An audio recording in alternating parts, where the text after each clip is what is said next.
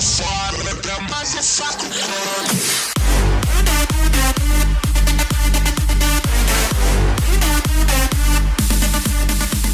everyone?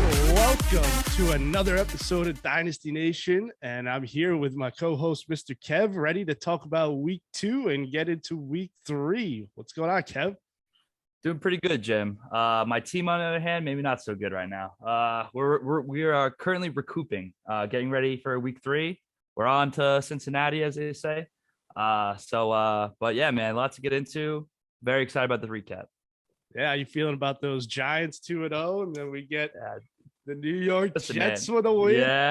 Yeah. Well, first of all, to the Jets, I mean, wow, Flacco bringing back the clock. The Browns, sorry. The Browns are sorry, though.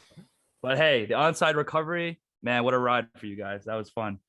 But the Giants, oh my gosh, man, Martindale. I said day one when we got him, I was like, dude, we're gonna have a stout defense. And I always said, like, the pieces were there, the scheme was in place, but now you get a guy who's proven, man, best part of our team, and that's obviously Saquon Barkley is a beast. So yeah, man. Giants make me smile, son. It's All right, before we get into our recap, let's go over some news from week 2. So what do you got, Kev? All right, so we have a couple major news here. So one big one, my man's Trey Lance, devastating injury. So he broke his fibula. So it's basically like it's the top part of your ankle, basically your part of your calf bone, essentially. So my man, like, for him to break it's one thing to break his ankle, but the way he did it was like probably worst case scenario. He will be out for the rest of the season. And for our listeners, if you guys remember, storylines I was most excited about, Trey Lance was one of them. And week 2, he's already out, man, for the whole year. It's a devastating blow. Yeah, it sucks. Just when you thought he's getting his chance to really take over and see what he's made of, and that's it. But we'll see. Jimmy G gets another chance here with the Niners. See if he can make anything of it. How you feeling about Jimmy G? I mean, dude, you saw like his contract incentives. Oh like, my god! Now that he's gonna play every game, so like if they win, I think what is it? I think it's like $350,000 if they win. Yeah, if he wins, and obviously he's gonna play over 25% of the snaps every game now. So like, dude, he's gonna make bank this year. Like, it's actually crazy. But hey, man, he's getting another opportunity. And I mean, shout out to Andrew. Very good pickup. That happened before Lance's injury. Very smooth acquisition. Because I see Jimmy G, like Trey Lance is still going to be the guy. I'm firmly believing in that. But a nice audition for Jimmy G to potentially start somewhere else next year. Yeah. Next, let's go on to Mike Evans, suspended for 1 game. Yeah, man. I mean, we knew this was coming. Maybe not the suspension part, but him and Marshawn Lattimore, man, they just always scrapping, always scrapping. So yeah, Mike Evans out for the 1 game. For Justin, I mean, I think he's got a good matchup for him this week, if I remember correctly.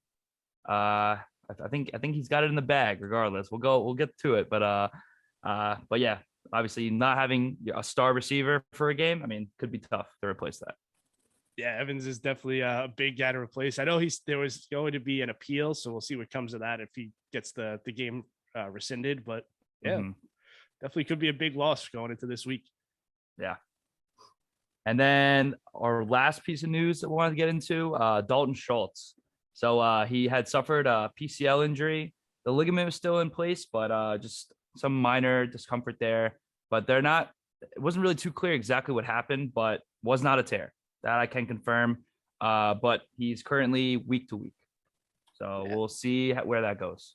Yeah, not bad. At least they don't lose him long term. So we'll see how quickly he can get back on the field and how effective he'll be when he is on the field. Yeah. All right. Before we get into our week 2 recaps, we did have another trade this week before this week's games, and another big one to say the least. We've got the Satterman getting Joe Mixon, Aaron Rodgers, and Elijah Moore. In exchange, Rags to Riches gets Devonta Smith, Tony Pollard, Geno Smith, and 2 first-round picks next year, one of them belonging to Rich and the other belonging to me. Yeah, this was a big move, man. I'll be honest. My first gut reaction was like happy. I was like, yes, This fucking guy Bob is going for it. Let's fucking go. Just get rid of those picks, please, please. Thank you. So very happy to see that. Then I let it sit for a little bit. I mean, Joe Mixon, very high on him this year. I think he has a good shot to finish top 5.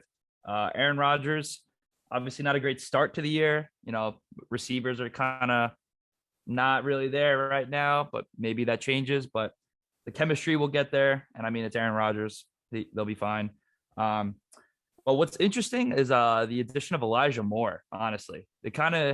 It makes it a little something to look a little harder at, because Elijah Moore, yes, the Jets, I mean, Garrett Wilson, like he's that guy. But Elijah Moore is very good in his own right. It's obviously how much do you trust the Jets passing offense now and for the foreseeable future? Obviously, Bob, that's his boy, but I like the acquisition a lot. And I mean, Richie getting 2 first-round picks with Devonta Smith, who has been bouncing around lately in our league. Pollard also, and I mean Geno Smith, a joke throw in. So I mean, but yeah, the 223 first is it's quite nice for Rich. For his situation, I like it a lot for him. Yeah, big for Rich to get his first round pick back, especially when he's in a rebuilding phase. So yes, he gets that back. I mean, when you break it down, Bob gets Rodgers at a time when he's lost Prescott for a couple of weeks, and he was down Zach Wilson, so would have had to rely on Carson Wentz, who, in the end of the day, actually had a pretty good week this week. I was gonna say, yeah, I mean, but yeah, when you look at it, maybe breaking it down here, Devonta Smith and Elijah Moore, maybe a pretty even swap, I'd say. Bad week 1 for Devonta Smith, but both young, talented wide receivers. Mm-hmm. And then you get the 2 first, Tony Pollard, Geno Smith for Mixon and Rodgers. Pretty solid, I'd say. Yeah, I definitely pretty good trade all around for both teams, I'd say. Totally agree, man. Totally agreed. Very quality on both sides. Nice. So with that, it did have some effect on these matchups, but let's go look at our week 2 matchups. First, let's start off with Fossil Fuel beating Taylor Swift's McLaren F1 164.7 to 144.56. How we feel it after the first loss of the season, Kev? Yeah, it sucks. I mean, we'll start with the good. I mean, Tyreek Hill, have yourself a day. Tua, man, I'm so happy to see it, man. Tua got all this hate. The Ravens were dominating the Dolphins, and they came roaring back. And for most people, they think, "Oh, Tua, he's not that guy." So there's the game's over. But when you got Tyreek Hill and Jalen Waddle there, obviously he's gonna produce, and sure enough, he did. Tyreek Hill had a huge second half. Other than that, big disappointments all around on my team, man. And I mean, I had the most points for all the teams that lost. So I mean, there's that. That is the silver lining. But I mean, Jonathan Taylor, less than 10 points. Come on. It's not going to happen again. I mean, that's just the Colts they're bad. Colts are bad. Division, the AFC South, they're just bad. It's just I don't even know what's going on in that division now. I thought the Colts for sure were just going to cakewalk through the whole year, shut out to the Jaguars in very decided fashion. Yeah. Yeah, man. I just hats off to Justin, man. He had some great weeks. I mean, Aaron Jones. I mean, I knew he was gonna have a good game against the Packers, or against the Bears, excuse me. But wow, I mean, no, against the Bears. But yeah, man, 32 points. I mean, I expected probably in the high teens, 20s, but yeah, he made it so that there was no doubt he was winning that matchup. Jalen Waddle, like I mentioned, 40 bomb, unreal. Amari Cooper, where have you been? Against the Jets, have yourself a day. I mean, yeah, man. And then just salt to the wound, not that it affected the matchup, but Jalen Hurts on the bench. My OG man, just crazy. He's looking like he could be the real deal, man. This could be a very big year for him. Yeah, like you were getting into Waddle, and for one of you having Waddle and one of you having Tyreek Hill just cancel each other out. Yeah, literally 40 plus is wild. But yeah, Taylor Swift and Javonte combining for only 33.5 is not ideal, but that's supposed to be the big part of your team here. Yeah, I don't see that happening again. The Broncos are so mid right now; it's painful. And I only would imagine that they're gonna figure it out offensively. Like I trust Russell Wilson. I trust the pieces they have on offense. It's just a matter of time before they're clicking. They're not gonna be like this all year, but right now it's ugly. Very ugly. Yeah, it's bad. Next, let's go to Chrome Future beating Evil Empire 175.58 to 111.38. Chrome Future back to back most points in the league. Looking scary. Yeah, man. Stephon Diggs. 3 tutties. Oh my gosh. And obviously the Josh Allen Diggs stack. I mean, that is something that hey, it's a league winning formula right there. And it makes it hurt that much more of how much I tried to get Diggs over the offseason. And seeing him do what he's doing on Andrew's team is just like, damn, like what could have been. But yeah, man, I mean, Diggs, obviously, like I said, Cortland Sutton, Judy went down, Sutton picked up the slack. And I mean, hey, maybe moving forward, because they were kind of week 1, they were pretty split, I'd say. And obviously with Judy going down, Sutton, established himself. Maybe moving forward, as we predicted, he'd be the guy. Maybe that becomes firm.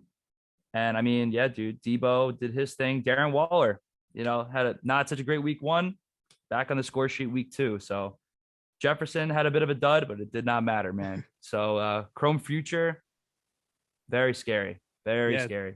Diggs would to get to his stat line: 12 catches, 148 yards, 3 touchdowns. Josh Allen, 317 yards passing and 4 touchdowns. I mean, until that slows down, that combination, that's just scary for Andy's team, man. Yeah. Taking a look at Evil Empire's side, going back to their rookie watch, Drake London. Maybe you got this call right, Kev. Rookie of the year watch. Let's see. 24.6 points, 8 catches, 86 yards, and a touchdown, and a 2-point conversion. Looks pretty good. Yeah, it's Mariota's guy right now, man. I do expect Pitts to pick it up. He's been a little slow to start, but right now, man, yeah, Drake London. Garrett Wilson had himself a day, but Drake London, rookie of the year. I think it's definitely gonna happen, man. And then Evil Empire also has Kyler Murray put up 25.88 points in that comeback against the Raiders. Yeah. I don't know if you saw that play at the end of the game, the 20 seconds of running around, just crazy, dude. He's special, man. He's special, honestly. Yeah. Kyler is just one of these guys that's always going to put up the points. Unless that is when a new Call of Duty is out, then we'll see the time. But, yeah. He gets it done with the legs. The pocket passing still a little sketchy in my opinion, but yeah, we'll see what happens as we go forward through this season. Mm-hmm. Next, let's go to Run CMC beating Rags to Riches 170.06 to 125.96. Yeah, I mean, Jim, once again, Joe Burrow, not really all too impressive thus far to start. No, the offensive line is looking scary. It's supposed to have beefed it up in the offseason. They look worse. I was going to say, they look worse, Jim. I don't understand it, but yeah, not a good look. But man, Amon-Ra St. Brown, oh my goodness, that man is a dog. He is the real deal. Cooper Kupp did his thing, over 30 points. Amon-Ra St. Brown, almost 40 points. And yeah, man, just, T. Higgins did his thing. The Bills defense, yeah, man, when you have guys that don't perform the way you'd like, you get big contributions elsewhere. So another very scary team to watch out for this whole year. Yeah, Amon-Ra St. favorite. Brown. Don't you forget the favorite. Ooh. Amon-Ra St. Brown, 9 catches, 116 yards, 2 touchdowns, 2 carries for 68 yards too. Yeah. Absolutely absurd. Hopefully he can keep up this amazing pace the rest of the season. Mm-hmm.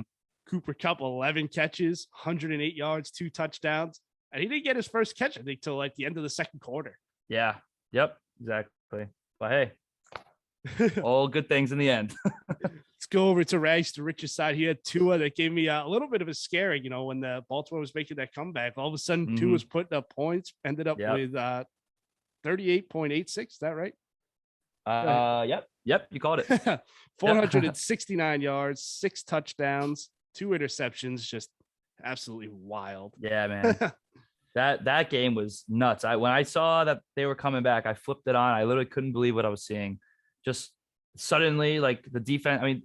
I always consider the Ravens to have a solid defense year after year, but they could not contain those speedsters on the outside, man. It was incredible. And Tua was hitting them. I mean, Yep. what more can you add? That's all he needed to do. I mean, yeah, great game.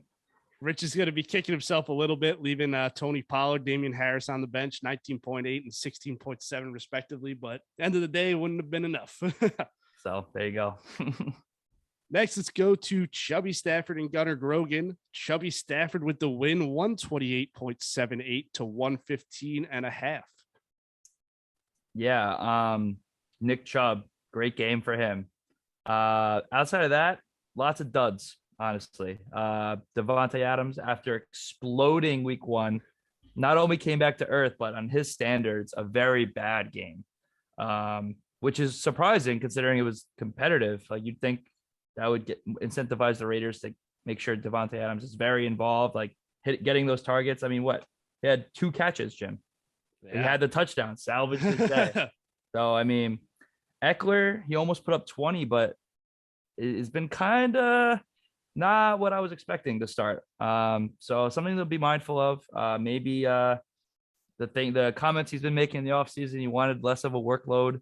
We'll see how this pans out the rest of the year. But honestly, like I said, even with almost 20 points, just over his usage overall, and it's a little concerning for me.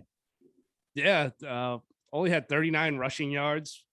Supposed to be the main back. Seen a lot of Josh Kelly. It looked like getting into the game there on Thursday night there. Yeah. Definitely something to keep an eye on, like you said, but he did have 9 catches for 55 yards. Put him into the end zone one time, and that points is going to be crazy. I knew that the touchdown regression was going to happen. What did he have, like 20 touchdowns last year? Something crazy? Yeah, it's something pretty high. I knew there was going to be regression, but I mean, it's almost like, I don't know. I expect to have him to have one by now, but hopefully next week. And then he also had Freiermuth back-to-back games now, 12 plus points of filling in for George Kittle in that tight end spot. So solid use of the backup tight end for fantasy there. And I know DeVito traded him away, but I think Freiermuth is what everyone hoped Kmet would be. Yeah. I mean, good on DeVito. Picking correctly with Freiermuth. So quality game. Over to Gunnar Grogan's side, newly acquired CH and James Robinson each put up 15.8 points. Tyler Higbee, 14.1 points. Looks kind of good. 9 targets again, 7 catches, 71 yards. Just couldn't find the end zone. Yeah, maybe I gotta eat shit, Jim. I don't know. I was down on Higbee. Maybe he's gonna be a true factor this year. So yeah, and I mean, like you said, the 2 newcomers on Grogan's team with Robinson and Clyde, respectable numbers for first game on the team. Not what you want to see, though, when Graham Gano is your highest point getter in your lineup with 18.6. But he's the man, though. So. Don't you know, Graham Gano? Hey. All right, let's get to our next matchup. I'm all in, beating Chicky Parmesan 136.9 to 103.96. So you asked me how I felt about his quarterback situation, Jim. Little sketch now. Brady simply not doing Brady-like things to start the year fantasy-wise. I mean, yeah, I know it was a tough matchup, but man, thankfully he has Derek Carr waiting in the wings, but still, even Derek Carr is not fantasy-wise not doing what I thought he would be doing. But obviously, Mark Andrews, big bounce back, doing what I expect from him to be doing. Yeah. And hey, shout out Mike Williams. I was waiting for it. I called it over 25 points. Boom week, 25.30. So I pat myself on the back on that one. Even David Montgomery looked good for his team too, putting up 15.6 points, 122 yards on the ground, added 14 yards with 2 catches too. Yeah. Hey, the ugliest workhorse back in the NFL, but hey, still a workhorse back, and an effort where they were being dominated, over 100 yards. Solid. Over to the Chicky Parmesan side, not a lot to be excited about this week. Hollywood Brown puts up 12.8 on 6 catches for 68 yards. Patriots defense gets him 12 points, and no one else got over 12 besides those 2. Yeah, man. Like I've been saying, the Broncos are just looking very mid right now. Russell Wilson, what the hell, man? It's just ugly. That, like, literally their first red zone possession, They get down there. Russell's holding the ball. Javonte is wide open, hands in the air, like hello, and he's just holding it. Finally pulls the trigger, but it's too late. The ball gets batted up in the air, and it's caught in the corner of the end zone or the back of the end zone, incomplete. He's out of bounds. It's just like, what is going on? Like, they're not on the same page between him and all the receivers except for Courtland Sutton, apparently. So, yeah, man, ETN, big disappointment thus far. We'll see how the rest of the season goes, but he may just be another JD McKissick, Jim, potentially. I hope not, but yeah. We'll see. We'll see. All right, so let's get to our week 2 matchup of the week, and it was by far the closest game.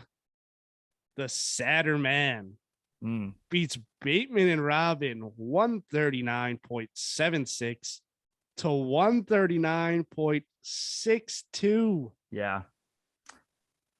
Man, I mean, we would be doing pretty good on having the right calls for game of the weeks. So hopefully we can make it 3 weeks in a row.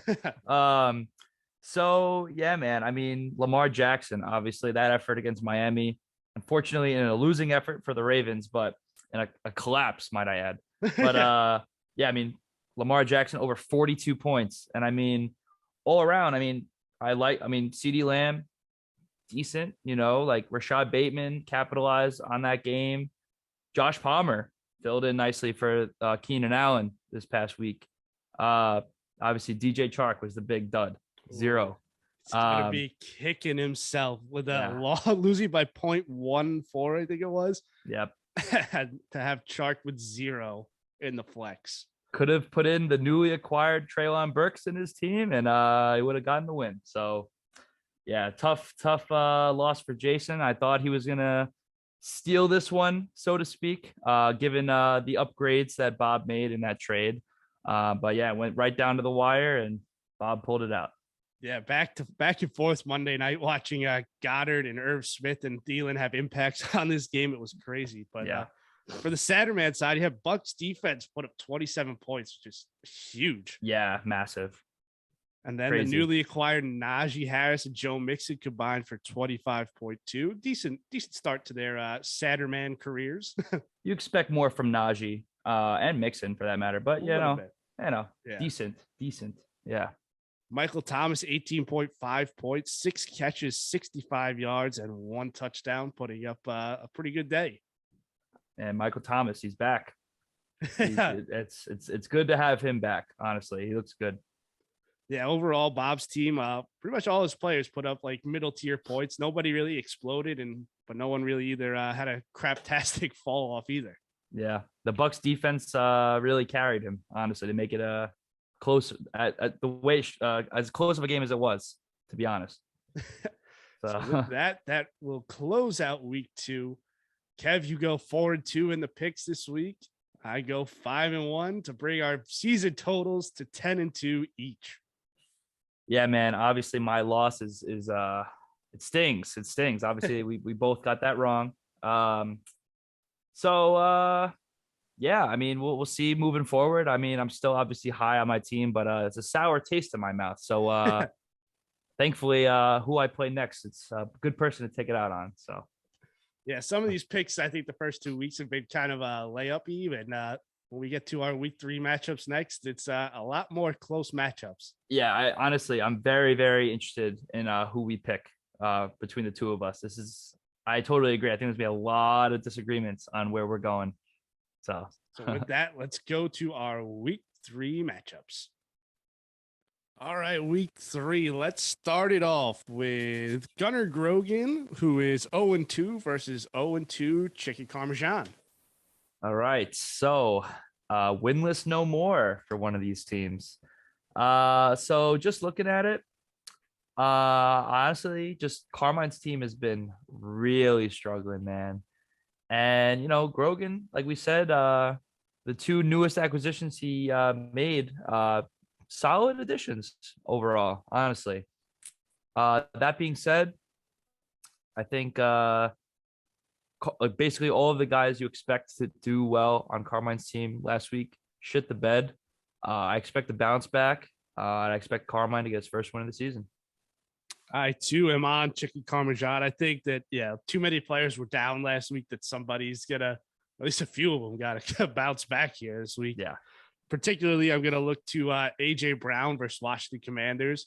Already gave up big points to Amon-Ra St. Brown last week and Christian Kirk the week before that. So definitely look for that trend to continue, I would say. So with that, let's move on to Taylor Swift's McLaurin versus the Satter Man. All right. So similarly, coming off a loss here. Yes, 2 1-1 teams. Yeah. So, Bob just geeked by Jason and really took the Buccaneers defense to carry him. So that being said, Justin Herbert is dealing with a cartilage injury. So the actual rib is unharmed. Did not fracture the rib itself, just the cartilage. So right now it's mostly just a pain tolerance thing. But as far as I understand, it's on his opposite side.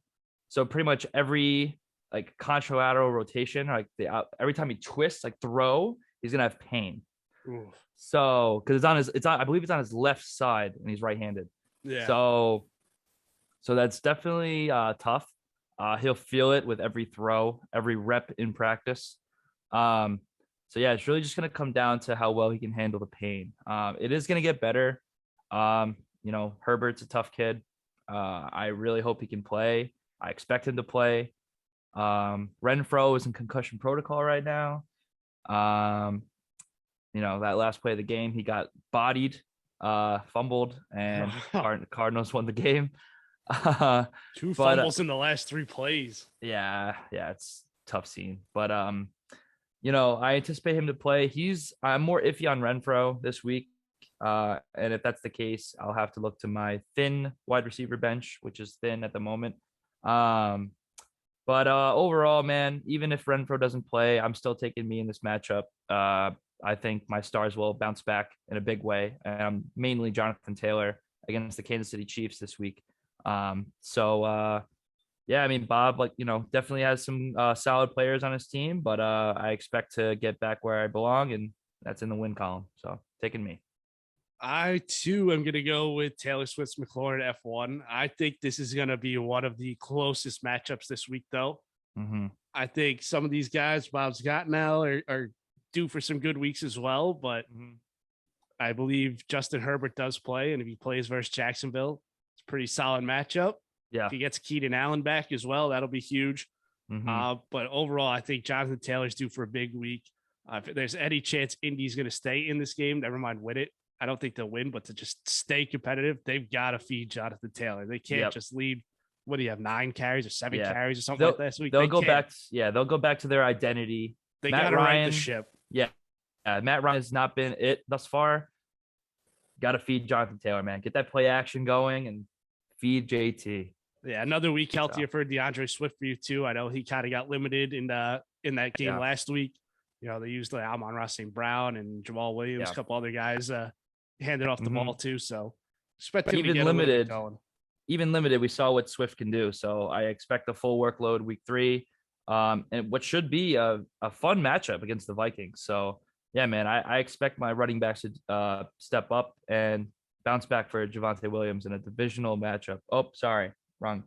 San Francisco, not a divisional matchup. But regardless, I do expect Javonte to bounce back after a very sluggish week 2 for him and the Broncos offense.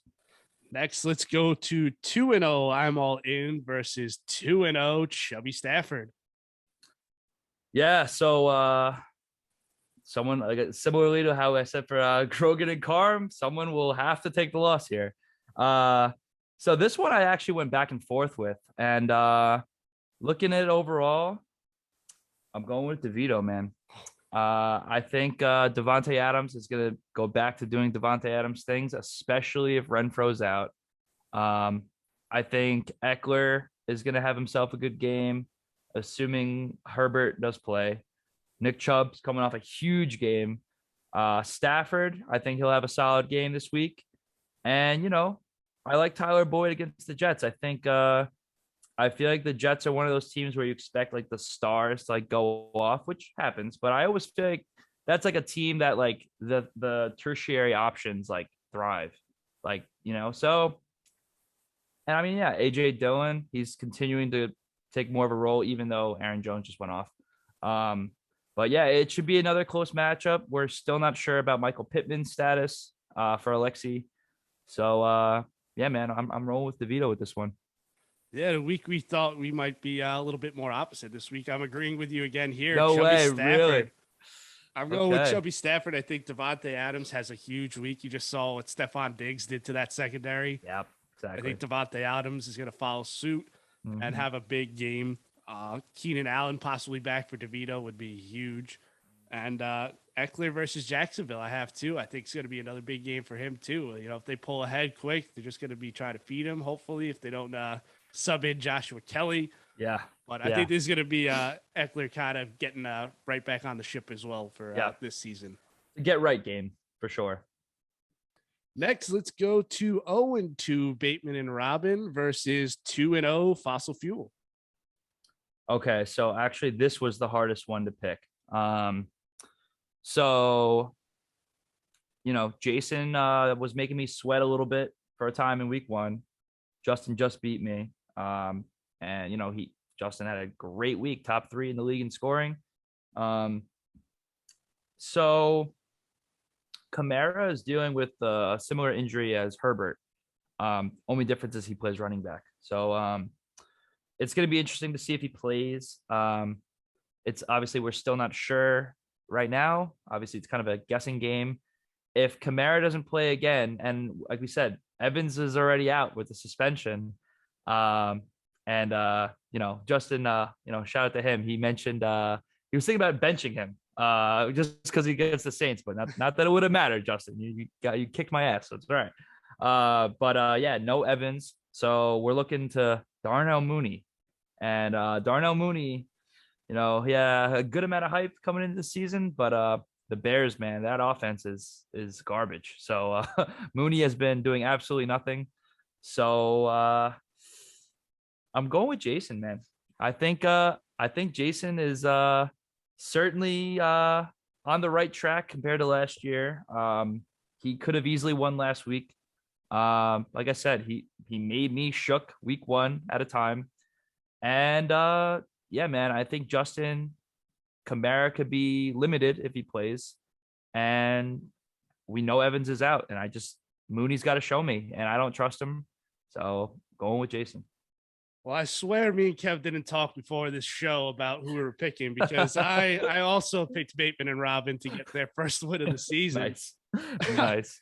I think the same thing. Kamara, will he play? And if he does, how effective will he be? Like you said, I think that's going to be a huge factor. I don't necessarily expect Aaron Jones to, have 2 straight huge weeks like he did. Yeah. Mm-hmm.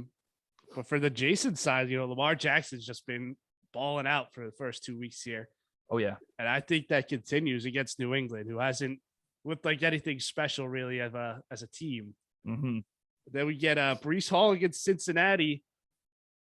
I think, the Jets are going to look to run the ball. Do they really want Flacco throwing as much as they've been? Yeah. Probably not. So look to get Breece and Michael Carter involved this week a little bit more. Mm-hmm. And he's got that Lamar Jackson to Bateman connection, man. I just think it's a good week, I think, to be facing Fossil Fuel. I would say. I think capitalizing on the loss of Evans and Kamara still being questionable. Justin, obviously coming off a great win, but yeah, man, sorry. Taking the L this week. Next, let's go to 0-2 Rags to Riches versus 0-2 Evil Empire. Yeah, so I think this is going to be another close matchup, Jim. I think both sides definitely have some reason to think that they got this in the bag. Given our preseason rankings, TJ should win for sure. But Derrick Henry, man, I'm not sure this year. I was very, very sure of him coming into the year, but just hasn't had that same pop. Granted, the Titans have not been very good to start. The loss of AJ Brown is certainly being felt right now. It's really going to come down to, I think, the running backs, man. Does Darrell Henderson score? Does Tony Pollard have a repeat performance? And does Derrick Henry stay in this slump? I mean, I think I'm not saying Tua is going to have a repeat performance, but I think he's going to have another good game. Kyler will do his thing too. But I'm taking TJ. Taking TJ. I think Jamar Chase, I just finished saying the tertiary options thrive, but I think Jamar Chase finds the end zone. And Juju kind of coming off of a pretty mid week. I think he'll get back on track. TJ currently has Jalen Reagor in the starting lineup. I don't know about that. We'll see how that goes. If Gabe Davis is active, obviously he'll play. So I expect Gabe Davis to be back for week 3. So yeah, I'm gonna take TJ. Rich is almost guaranteeing a win in the chat, and I would love to blindly follow him, but I also am following it to TJ Oh my on the gosh. Evil Empire. I agree. We're never gonna have a winner at the end of the season. Who has more wins between me and you? Oh my gosh. So yeah, I think Buffalo's gonna actually keep Tua at bay, which is the biggest thing for Rich's team right now. His superstar player at the moment. Yeah. And that my other big thing was Jamar Chase, man. I think he's just gonna explode over the Jets. As much as it pains me to say that. Yeah. I just think Burrow's due to break out a little bit. I know it's really kind of his offensive line that's letting him down, but one of these games you just feel like it's coming. Yeah, and I mean, we obviously have very well seen last year. Like Jamar Chase is literally just an explosion waiting to happen with Burrow. So yeah, I mean, the Jets, coming up an exciting win against the Browns, but and I mean the Bengals losing to the Cowboys, so they're gonna come in, with something to prove. They were just in the Super Bowl. Let's do this, boys. We gotta take care of business. Are they on the road, Jim, or is it a home game for them? It is in New York. Okay, so on the road. Okay, interesting. But I still think the Bengals are gonna get it done over the Jets. And yeah, man, I agree. I think Jamar Chase gonna have himself a day. It's just gonna be too much. Sorry, Rich. I wanted to follow you. the blind I didn't even almost notice, guarantee. I didn't even notice that he guaranteed it. That's funny. It's very close. I almost guaranteed it. But let's get to the matchup of the week this week, which is gonna be a gauntlet. The 1 and 2 projected teams currently sitting 1 and 2 in the standings. We've got Chrome Future versus Run CMC. Yeah, I think Justin said it best. Could be the matchup of the year, Jim. Nice and early, week 3.